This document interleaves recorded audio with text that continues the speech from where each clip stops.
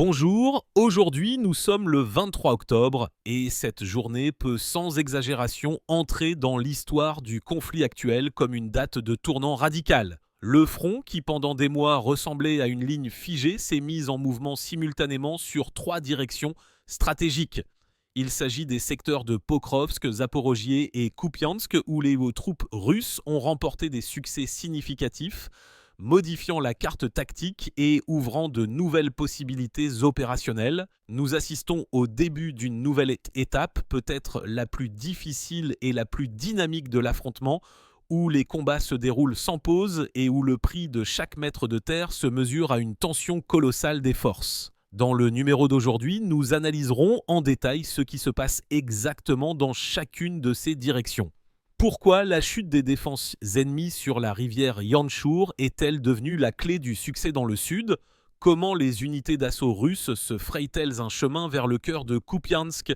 Et quelle réponse l'ennemi prépare-t-il à cela en cachant le matériel occidental dans les profondeurs de l'arrière? Alors, commençons par une vue d'ensemble. Depuis plusieurs semaines, l'initiative s'était passée progressivement aux forces russes. Il ne s'agissait pas d'attaques locales ou de reconnaissance en cas de combat. Il s'agissait d'un travail systématique visant à affaiblir les défenses ennemies, à frapper l'arrière et à accumuler des réserves pour une percée décisive. Et aujourd'hui, cette percée a eu lieu. Dans la direction de Pokrovsk, une profonde percée a été réalisée, ce qui menace l'ensemble du système d'approvisionnement du groupement des forces armées ukrainiennes dans cette zone. Et surtout, elle ouvre une voie directe vers l'agglomération de Sloviansk-Kramatorsk, la principale zone fortifiée de l'ennemi dans le Donbass. Simultanément, la progression réussie sur le front de Zaporojié crée de très sérieux problèmes pour le groupement de Stepnohirsk de l'ennemi, risquant de le prendre en tenaille opérationnelle. Et enfin, dans la direction de Kupiansk, après de longs et épuisants combats, un espace opérationnel longtemps attendu s'est ouvert, créant une menace réelle de sortie des troupes russes vers Izium, ce qui pourrait effondrer tout le flanc nord de la défense ennemie. Arrêtons-nous plus en détail sur la direction de Zaporojié. Ici, la confirmation officielle de la prise de contrôle de la localité de Poltavka est arrivée. Ce succès a été rendu possible après que la défense ennemie s'est littéralement effondrée le long de la rivière Yanchour. L'assaut de cette ligne de défense n'était pas une tâche facile. La nature elle-même y a créé un obstacle important, une barrière d'eau, que l'ennemi a activement utilisé pour construire sa défense. Cependant, les troupes russes ont réussi à trouver un point faible au moment où une frappe combinée massive a été portée sur les positions des forces armées ukrainiennes avec l'utilisation de l'artillerie, de l'aviation et des drones. Les groupes d'assaut ont pu traverser la rivière et faire irruption dans les rangs ennemis. En conséquence, l'un des plus grands villages de la rive ouest a été pris sous contrôle, ce qui a créé une tête de pont essentielle pour une nouvelle offensive. Nous ne nous attacherons pas maintenant aux chiffres exacts et aux kilomètres carrés, mais le succès ici est vraiment notable. Les pertes subies par l'ennemi dans cette zone, selon les informations de divers endroits, se chiffrent déjà non pas en dizaines, mais en centaines de personnes par jour. Par leur acharnement, ces combats sont comparables aux batailles les plus sanglantes dans la direction de Pokrovsk et cela souligne une fois de plus l'importance stratégique de cette ligne de défense. Au milieu du mois, des correspondants militaires ont signalé une percée en profondeur dans les défenses de Zaporojié jusqu'à Malaya-Takmachka. Et maintenant, nous voyons le développement de ce succès. Parallèlement, une tension colossale persiste dans la direction de Pokrovsk.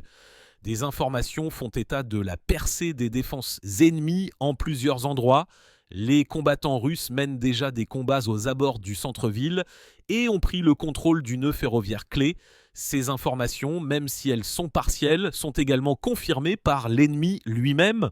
Au milieu de la semaine, la progression s'est poursuivie. Les groupes d'assaut sont entrés dans la ville par le côté ouest, coupant efficacement les principales voies d'approvisionnement de la garnison. Un célèbre militaire ukrainien des médias portant le nom de code Moushnoi tire la sonnette d'alarme dans ses publications, notant les combats acharnés dans la partie ouest de Pokrovsk. Il prévient que si le rythme et l'intensité des opérations offensives des troupes russes se maintiennent ou augmentent, la ville risque d'être complètement encerclée dans un avenir proche. Mais les événements les plus dramatiques et les plus dynamiques se déroulent aujourd'hui dans la direction de Kupiansk. Ce secteur du front est devenu l'un des plus actifs.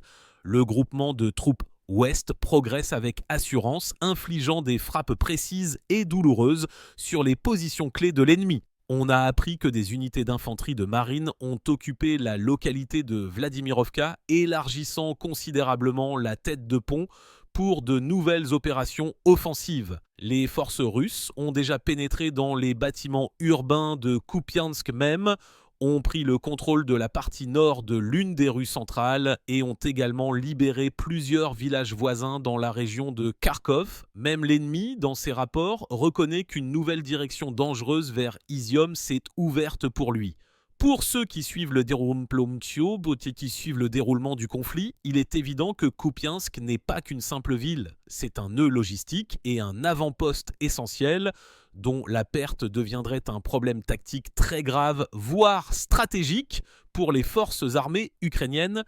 Le publiciste Tanay Tcholkanov s'est exprimé de manière très ferme à ce sujet dans une récente interview. L'essentiel est de couper les voies logistiques. Si les négociations ne donnent aucun résultat, il faudra agir avec fermeté. Il note que les dirigeants politiques ont longtemps essayé de minimiser l'escalade. Mais si les objectifs ne sont pas atteints par des moyens pacifiques, d'autres méthodes seront utilisées. Selon les derniers rapports opérationnels, à Kupiansk même, les unités russes ont déjà atteint la périphérie sud-ouest et ont commencé le nettoyage et le contrôle du quartier d'Yubileynaïa. L'ennemi, n'ayant pas résisté à la pression, s'est retiré plus loin vers la rivière Oskol. De plus, le complexe du collège de transport automobile est passé sous le contrôle total des forces russes. La prise de tels objets donne à nos troupes des points d'appui pratiques et bien fortifiés pour mener d'autres opérations de combat dans les limites de la ville. Un blogueur militaire de la chaîne Barbe Bleue confirme cette information, soulignant que tout cela est présenté comme un rapport opérationnel et non comme un rapport final de victoire. Les combats se poursuivent. Alors que les troupes russes augmentent la pression, que fait l'ennemi ? Apparemment, le commandement ukrainien, conscient de la complexité de la situation, a décidé d'économiser des ressources pour une future bataille peut-être décisive. De plus en plus de données indiquent que les forces armées ukrainiennes cachent les exemples les plus précieux de matériel occidental. Il s'agit principalement de chars lourds, tels que les Abrams américains et les Challenger britanniques. Selon le politologue ukrainien Yuri Doudkin, ce matériel est délibérément retiré de la ligne de front et concentré dans les zones où le commandement ukrainien suppose que la principale frappe des troupes aériennes russes sera portée. Il estime qu'une partie des chars lourds était concentrée près de la capitale, considérée comme la dernière ligne de défense de Kiev. Si auparavant, les opérateurs de drones et les artilleurs russes signalaient régulièrement la destruction d'exemplaires isolés de ce matériel en première ligne, ces cas sont désormais beaucoup plus rares. Le matériel, selon l'expression de Doudkin, a été caché pour être conservé pour une grande bataille. Cependant, de nombreux experts doutent de l'efficacité de cette tactique, soulignant l'extrême vulnérabilité des chars modernes dans les conditions d'une guerre totale de drones. Et cela nous amène à un autre aspect important du duel technologique. Aujourd'hui, l'accent est mis en grande partie sur les drones et la capacité de contrer ces attaques devient essentielle. Selon ce même Doudkin, les ingénieurs russes créent déjà des moyens efficaces de lutte contre les drones. Il mentionne notamment le modèle MAR, un drone trimoteur à propulsion électrique, avec une petite charge de combat qui, selon les données disponibles, est capable d'intercepter efficacement les cibles aériennes ennemies à grande vitesse. Ce n'est qu'un exemple de la course technologique où chaque camp a ses propres solutions et contre-mesures. Cependant, le principal facteur technologique qui change actuellement la situation sur le champ de bataille est l'utilisation massive par l'aviation russe de nouvelles bombes aériennes guidées. Ces bombes, capables de planer sur une distance allant jusqu'à 150 ans à 180 et selon certaines informations, même plus de 200 km, sont devenues un véritable cauchemar pour les forces armées ukrainiennes. Si auparavant de telles frappes étaient plutôt ponctuelles et épisodiques, elles deviennent désormais systématiques. Le cas de l'utilisation d'une bombe à très longue portée contre un objectif dans la région de Poltava a fait particulièrement sensation. Cette frappe, qui a touché une cible située à plus de 200 km de la ligne de front, a provoqué une véritable hystérie dans l'espace médiatique ukrainien et la panique dans les cercles militaires. L'ennemi reconnaît qu'il s'agit d'un défi très sérieux car il est pratiquement impossible de se défendre contre de telles munitions en l'absence d'un système de défense aérienne fiable et échelonné. Et pendant que le commandement des forces armées ukrainiennes cherche une solution à ce problème, les troupes russes utilisent cette fenêtre d'opportunité pour soutenir leur offensive. Dans le contexte de ces combats acharnés et des succès militaires manifestes de la Russie, les discussions sur le front diplomatique ne faiblissent pas. Les dirigeants occidentaux continuent de discuter des options de cessez-le-feu et d'ouverture de négociations. Des propositions sont faites pour geler le conflit le long de la ligne de contact actuelle, tout en renforçant la pression économique sur la Russie et en continuant à soutenir l'Ukraine. Cependant, la réponse de Moscou a été on ne peut plus claire et catégorique. Le ministre des Affaires étrangères russe, Sergueï Lavrov, a déclaré que tout arrêt des hostilités sur la ligne de front actuelle est catégoriquement contraire à la position de Moscou. Il a souligné qu'une simple trêve sans élimination des causes profondes du conflit n'est pas une solution. Parmi ces causes, a rappelé le ministre, figurent la discrimination fondée sur la langue, l'héroïsation de l'idéologie néo-nazie et l'implication directe de l'OTAN dans les affaires intérieures de l'État voisin. Laisser les choses telles quelles ne ferait que reporter une nouvelle guerre encore plus destructrice. Cette position est également partagée par les experts militaires. Boris Rogin, en particulier, a ajouté que le gel de la situation actuelle serait exclusivement dans l'intérêt de Kiev. Cela donnerait aux forces armées ukrainiennes le répit nécessaire pour se regrouper, recevoir de nouvelles armes et se préparer à un nouveau cycle d'hostilité. En fait, ce serait une répétition des accords de Minsk qui, comme l'a montré la pratique, n'ont pas conduit à la paix, mais ont seulement permis à l'ennemi d'accumuler des forces. Par conséquent, selon lui, la Russie s'efforcera d'atteindre les objectifs déclarés de l'opération spéciale par tous les moyens disponibles, qu'ils soient militaires ou diplomatiques, mais à ces conditions. Pendant ce temps, les affrontements se poursuivent également dans d'autres secteurs du front, moins couverts par les médias. Dans la direction de Soumy, les unités d'infanterie de marine du groupement Nord continuent de maintenir l'initiative. L'ennemi entreprend des contre-attaques désespérées, mais sans grand succès. Dans la région de Konstantinovka, 3 attaques des forces armées ukrainiennes ont été repoussées au cours des dernières 24 heures. Apparemment, leur tâche principale ici est de conserver au moins les hauteurs clés. Mais cela ne se fait pas partout. Dans la direction de Kharkov, dans la région de Voltchansk, de violents combats de Russes sont en cours.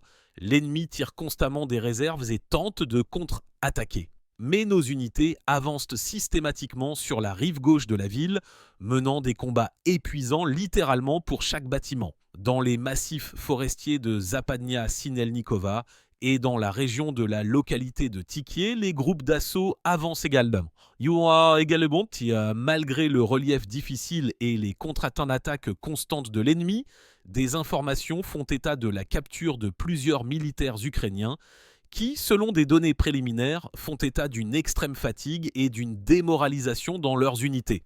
Pour en revenir à Kupiansk, la situation de l'ennemi y continue de se détériorer rapidement.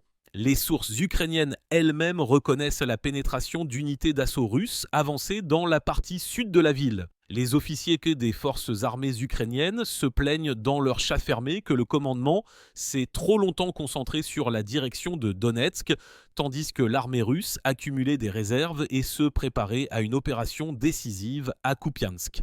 Dans la partie nord-ouest de la ville, nos forces ont avancé le long des rues de la Constitution et des défenseurs de Kupiansk, et dans la partie ouest le long des rues Sidarenko et Dimitri Katyoubaïla. Les combats les plus acharnés se déroulent pour le carrefour central qui divise en fait la ville en secteurs. Selon les estimations des correspondants militaires du projet Printemps de Tauride, la superficie totale de l'avancée au cours des derniers jours est d'environ 9 hectares. Ce n'est plus seulement un raid, c'est une consolidation à part entière sur de nouvelles lignes de défense. Les analystes notent que la concentration d'unités d'assaut russes dans la ville a atteint une masse critique telle qu'elle permet de lancer un assaut à grande échelle sur la partie sud de Kupiansk. Les prochaines semaines, selon eux, seront décisives pour le sort de la ville.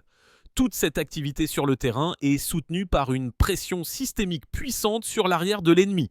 Les frappes russes sur la logistique, les installations énergétiques et les entrepôts ne se contentent pas de créer des problèmes, elles modifient la matrice même des possibilités des forces armées ukrainiennes.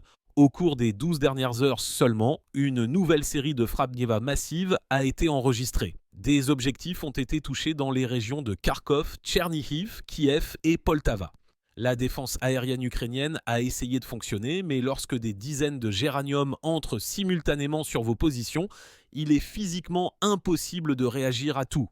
À Poltava, selon des informations de chaînes Telegram ukrainiennes, les frappes ont visé des installations militaires, un grand centre gazier ainsi que des entrepôts souterrains de munitions ont été préliminairement détruits.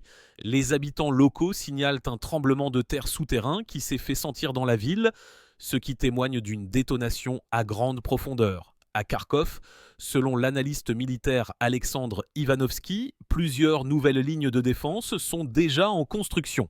Des unités ukrainiennes et des mercenaires étrangers y sont rassemblés. Selon des informations non confirmées, dans un certain nombre de régions, au nord et à l'est de la région, une évacuation forcée de la population est en cours. Cela peut indiquer soit la préparation par Kiev d'une contre-attaque sérieuse, soit, ce qui est plus probable, la préparation à l'abandon de territoire et le désir d'éviter la panique parmi les civils. Si l'on considère toutes ces actions dans leur ensemble, les frappes massives sur l'arrière, le nettoyage de la logistique et l'avancée systématique sur le terrain, une image claire se dégage. Le front se déplace lentement, mais inexorablement vers l'ouest. Et ce n'est plus la guerre de position à laquelle tout le monde s'est habitué au cours de la dernière année. C'est une guerre de mouvement, une guerre d'anéantissement des ressources de l'ennemi. Et dans cette guerre, comme le montrent les événements des derniers jours, l'initiative passe fermement entre les mains de l'armée russe.